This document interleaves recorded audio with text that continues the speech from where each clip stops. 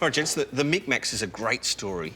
Tell me how you got started. We got started in a caravan park at Port Fairy, sitting around the caravan one summer. We wrote a kids song, shared it with the kids in the neighbouring caravans, and it was magnificent. And 6 months later, we'd written 10 songs. We thought we have to do something with this. It's just too good not to.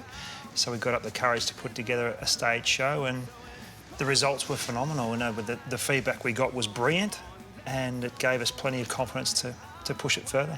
The Micmacs is 4 brothers, is that right? Yeah, 4 brothers, yeah. We all grew up on a farm in Western Victoria. Mum and Dad are still back there working the farm.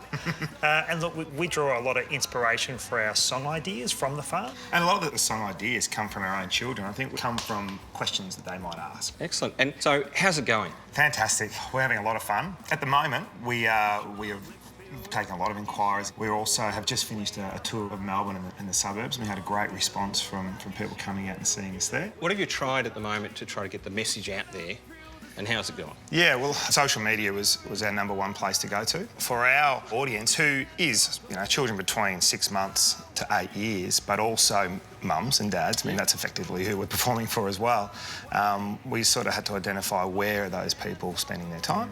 And look, we started with a few photos, some videos from some of our shows, and just allowing people to, I guess, spread the word for us, organically. So. Yeah.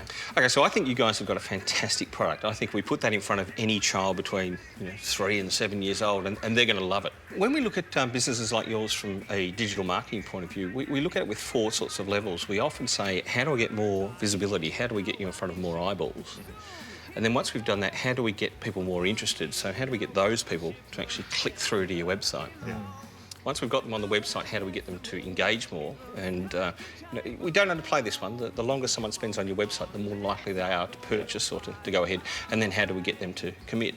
So for me, I think you've got the engagement and commitment down pat. I think once we get people to your website or engage with your social media, they're home and hose. Yeah. So it's just about visibility and interest for me. And that's what we really want to hone in on here. Have you guys looked at Facebook groups as an opportunity? We have, yeah. We connect with a lot of different groups. We develop a lot of relationships with groups who are in our market as well. And I think that's where your video content comes in, because video content shows up in social media just automatically these days, with a link ideally back to your website as well. Absolutely. Do you have a newsletter? We have an email subscription list that we... How big is that? We're nearing 1,000, and we offer incentives to people to obviously, subscribe to us. We release tickets to our shows and that kind of thing, and throw in a few free downloads off the website and things like that. So. That's brilliant. Yeah. And if you knew people's locations, you can target when you're going to be doing a concert in Sydney. Yeah. You can let those people know. There's lots of value too in adding video into your newsletter as well. People really love that sort of stuff because it gives them incentive to open up. In fact, we know that if you add video into a newsletter, the click-through rate increases dramatically. Yeah. In fact, if you add the word video just into the subject line of your email, the open rate increases by 19% is what I've heard recently, so remarkable. And what about blogging? We blog regularly. We're not getting a lot of interaction with that, as I don't think we're putting it out there in the correct manner, so some advice on that would be very, very welcome. Yeah, absolutely. I think you've got great opportunity with blogging. When it's done well, we blog about a topic. So in your case, it might be an event. This is where you'll get your traction. If you blog about an event, an upcoming event, you make sure that you've got a lot of the keywords about the event in the title, in the description. You put some video on there, which makes it, really interactive about work that you're currently doing. You'll get a very good chance of actually showing up in the search rankings when people search for that event. And that's where you get real traction. When people type in the local show that's coming up and the Micmacs comes up at #2 underneath the actual show itself, you can get some great value there.